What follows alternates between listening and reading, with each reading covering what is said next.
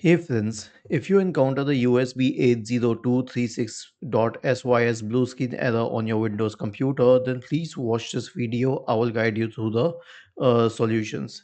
So the first solution is to disconnect peripherals. How would you do that? And why would you do that at the first place? So there are a lot of peripherals like printers, scanners, cameras. They push their own drivers to the computer, and this causes a problem because the drivers are already existing in the system. So these new drivers will conflict with the old drivers, thus causing the blue screen of death error. So disconnect these peripherals first, then plug them in one by one to figure out the culprit. The next solution is to update all drivers. And how will you do that? Right click on the start button and select settings from the menu. Now go to the Windows Update tab on the list on the left hand side. Select advanced options in the right pane, and then you can go to optional features. If any optional updates are available, then install them.